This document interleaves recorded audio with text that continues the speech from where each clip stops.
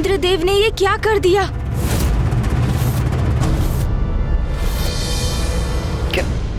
क्या हुआ गणेश?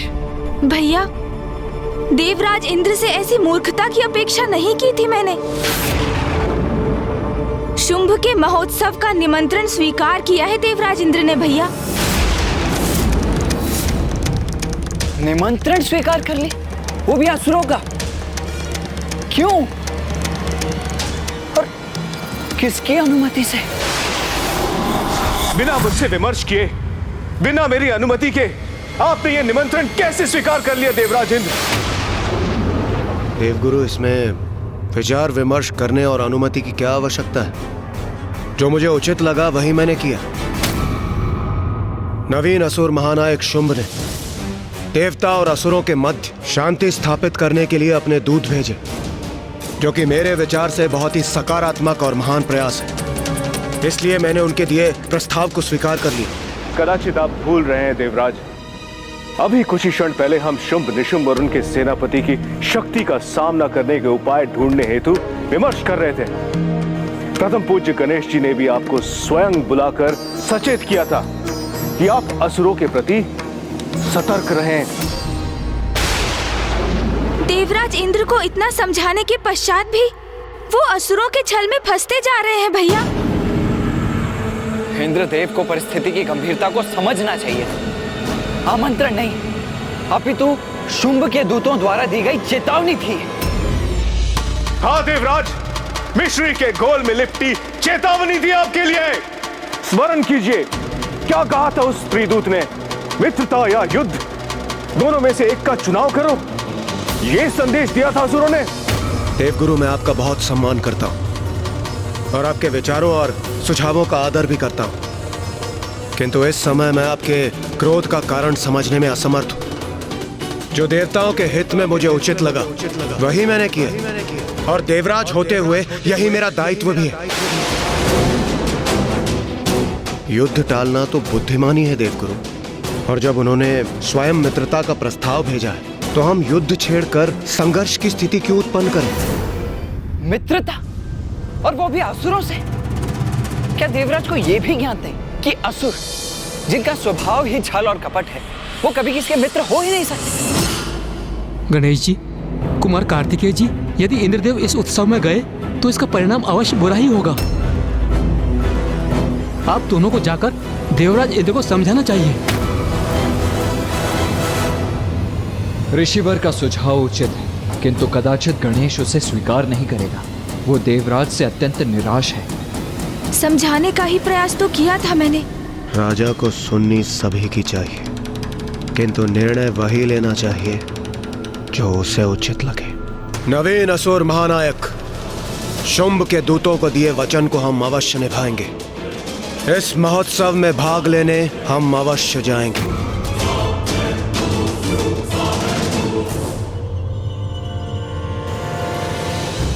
क्षमा कीजिए देवराज इंद्र, यदि यही आपका निर्णय है तो आप जाइए, मैं आपके साथ कदापि नहीं जाऊंगा।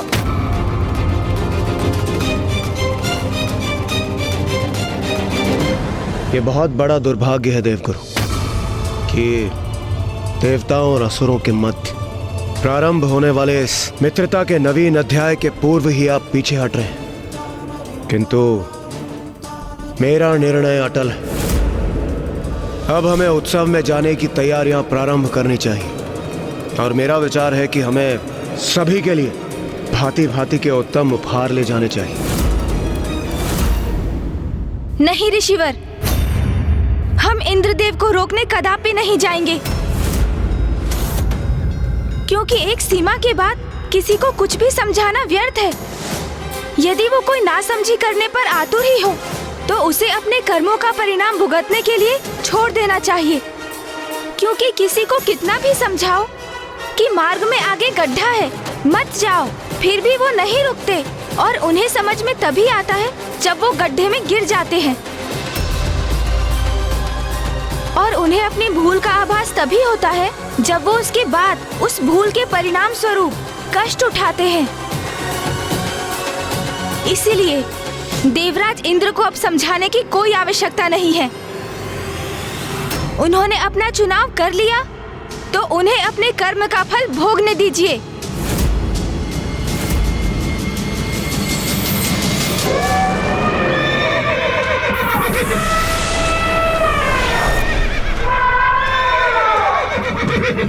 मैं स्वर्णलता हूँ।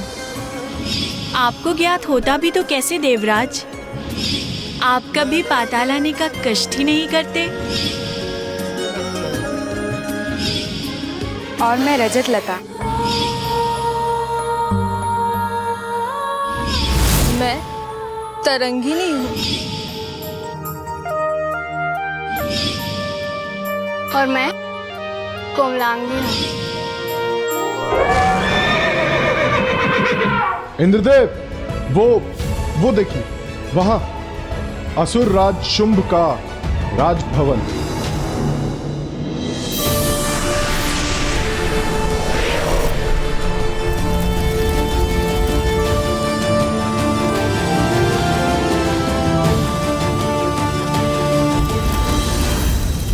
प्रतीत होता है असुर महानायक को हमारे आने की सूचना है, तभी उन्होंने हमारे लिए ये विशेष मार्ग सूचित किया है।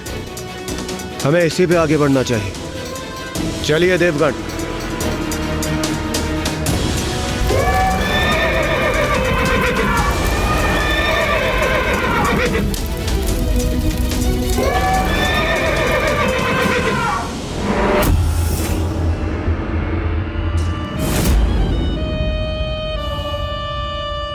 रानी स्वर्णलता, देवताओं का आगमन शीघ्र ही होने वाला है। आप उनके स्वागत के लिए तैयार हो जाइए।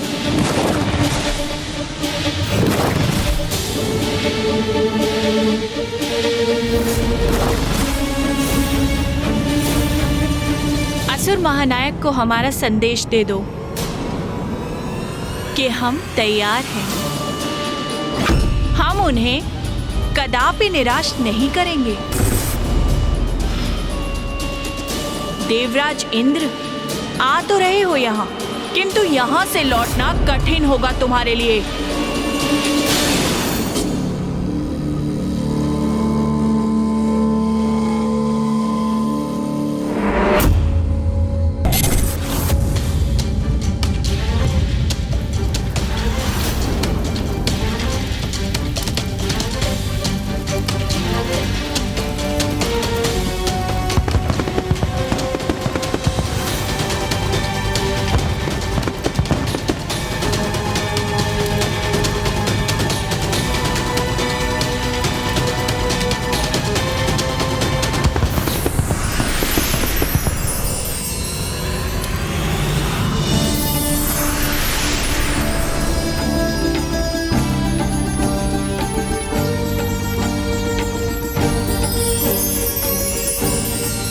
इंद्रदेव, जो इतने भव्य और सुंदर स्वागत की व्यवस्था करे, वो वास्तविकता में हमसे मित्रता ही चाहता होगा। सर्वथा उचित किया आपने। ये निमंत्रण स्वीकार कर।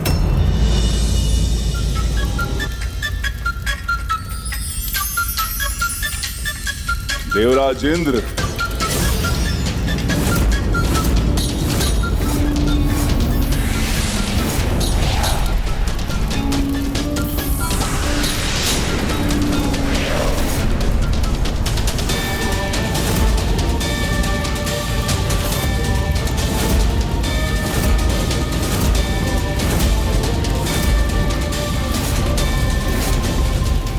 कदाचित यही असुर महानायक शुंभ है, किंतु ये हमारा स्वागत करता तो प्रतीत नहीं हो रहा।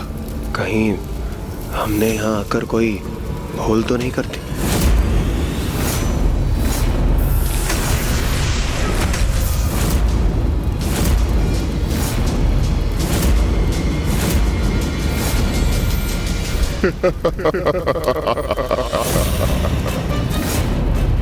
ये क्या, एक तन पर दो शीश?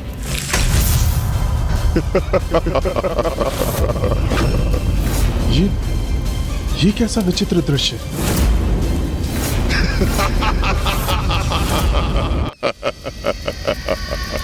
भयभीत हो गए देवराज इंद्र आप? ये हमारे भ्राता शुंभ है, असुर महानायक शुंभ।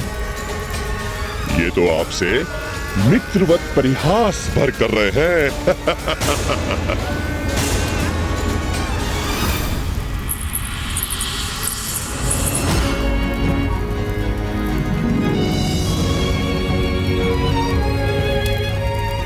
जिन्होंने हमारा मन मोह लिया वो भी यहाँ है।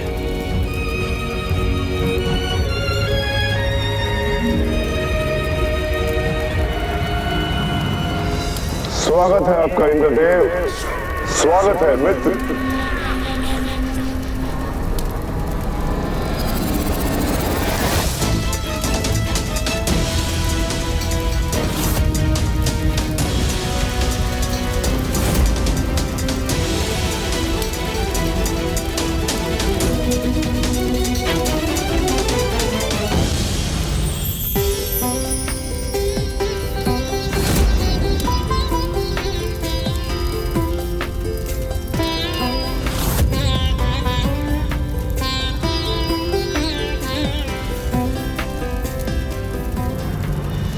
देवराज, आपने हमारी मित्रता स्वीकार करने का और यहां आने का अत्यंत उत्तम निर्णय लिया है।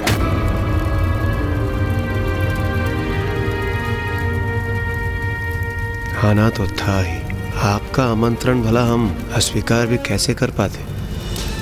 उत्तम निर्णय तो लिया, किंतु हमारे लिए देवराज, जिस सम्मोहन में हो तुम, जब तक उसका सत्य ज्ञात होगा तुम्हें बहुत विलंब हो चुका होगा देवराज इंद्र। हम देवता और असुर मिलकर एक नवीन अध्याय आरंभ करेंगे। बहुत हुई शत्रुता, अब हम मित्र बनेंगे। अवश्य असुर महानायक, अवश्य। और वैसे भी हम देवता और असुर एक ही पिता के संतान तो है। हम भ्राता है और भ्राता समान ही रहेंगे। आप उचित कह रहे हैं असुर महानायक, हम बिल्कुल भ्राताओं की तरह ही रहेंगे। आज से हमारा नारा होगा भ्राता भ्राता देवता और असुर, भ्राता भ्राता देवता और असुर, भ्राता भ्राता देवता और असुर।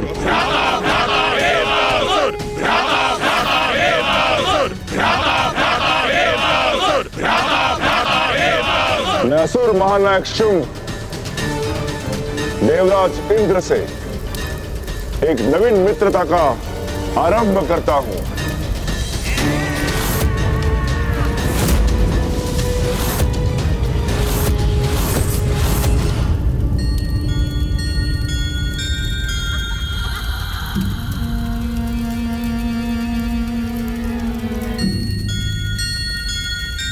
देवराज इंद्र को आपकी मित्रता स्वीकार है।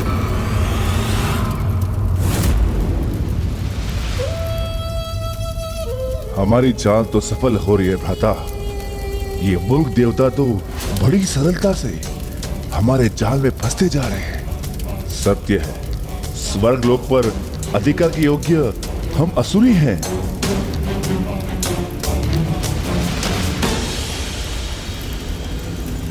आइए,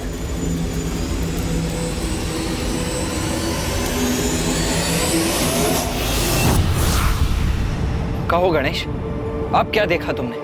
भैया, इंद्रदेव अन्य सभी देवताओं के साथ शुंभ के महोत्सव में पहुंच चुके हैं। शुंभ इंद्रदेव को अपने वक्ष से लगाकर उनसे देवता असुर भ्राता भ्राता के नारे लगवा रहा है। ये नारे लगाने के पूर्व देवता ये कैसे भूल रहे हैं कि जैसे पूरब और पश्चिम दिशाओं का मेल असंभव है, वैसे ही असुर और देवता कभी भी भ्राताओं के समान साथ नहीं आ सकते।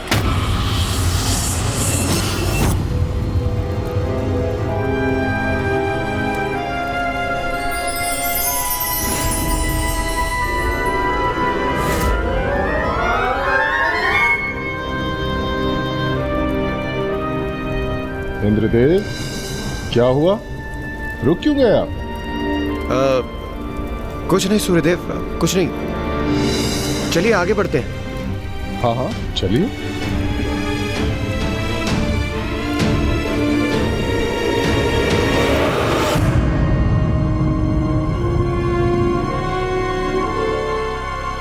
देवराज, मैं अपने सेनापतियों से आपका परिचय कराता हूं। ये है चंड, ये है मुंड, ये है रक्तबीज और ये धूम्रलोचन। असुर महानायक शुंभ की राज्यसभा में आपका स्वागत है देवराजेंद्र और समस्त देवगण। और इनसे तो आप भली भांति परिचित होंगे ना?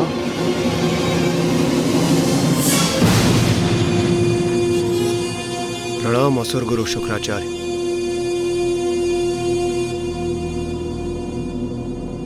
बस बहुत हुई औपचारिकता। मैंने आपको उत्सव में भाग लेने के लिए आमंत्रित किया है। अपना आसन ग्रहण कीजिए। अरे वहां नहीं देवराजेंद्र, आप वहां नहीं, आप हमारे अति सम्माननीय अति विशेष अतिथि हैं। उचित, मैं विशेष अतिथि हूं, इसलिए मुझे विशेष आसन ही ग्रहण करना चाहिए। आप वहां स्थान ग्रहण करें। आइए।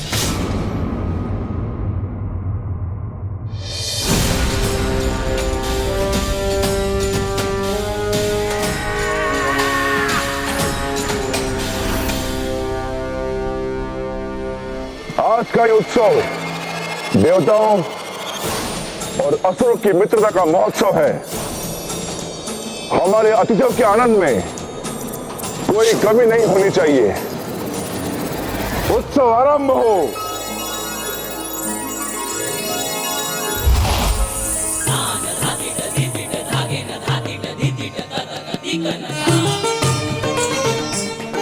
कदाचित अब वो सुंदरी भी यहाँ अवश्य प्रवेश करेगी।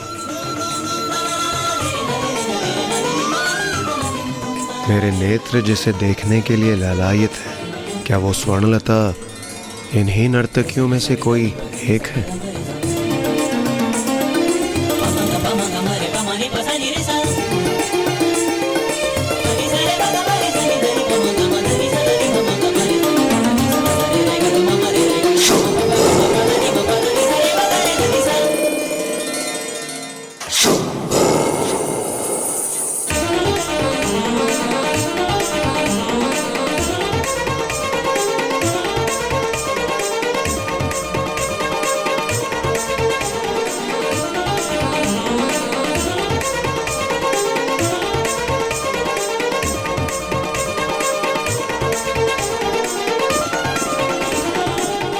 स्वर्णता, तुम्हारी जितनी भी सराहना की जाए कम है। इस मूर्ख देवराज को तुमने ऐसा सम्मोहित किया है कि तुम्हारे संकेत भर पर जो तुम चाहोगी वे अवश्य करेगा।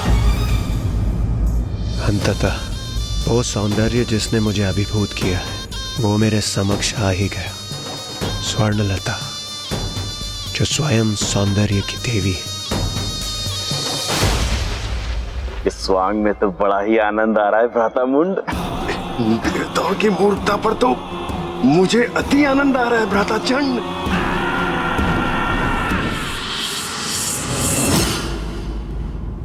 लीजिए इंद्रदेव। हमारी मित्रता का आरंभ इस मधुर पेय के साथ मिलना चाहिए और यही उचित है। असुर महानायक शुंभ, हमारी मित्रता के लिए, संसार में शांति के माधुर्य के विस्तार के लिए, सृष्टि के आनंद के लिए मैं देवराज इंद्र और सभी देवता इस पेय का पान अवश्य करेंगे।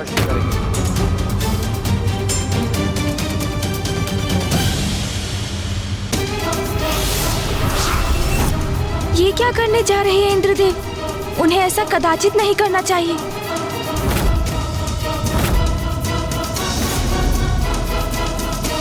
आहा, कितने स्वादिष्ट मिष्ठान हैं यहाँ।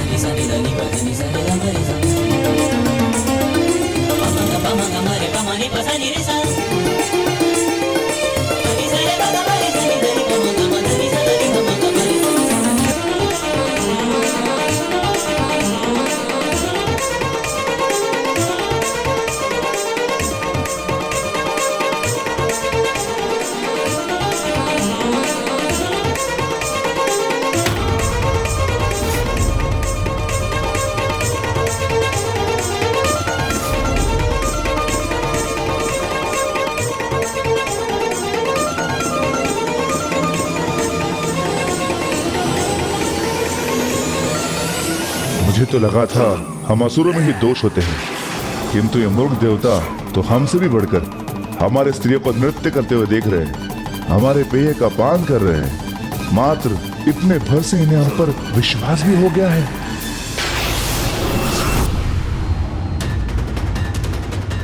सत्यमेव जयते। भैया, विजय भले ही सदैव सत्य की होती है, किंतु कोई असत्य के साथ खड़ा हो जाए तो उसका प्रभाव कोई नहीं टाल सकता। अनुचित कर्मों का फल तो देवताओं को भी अवश्य मिलेगा।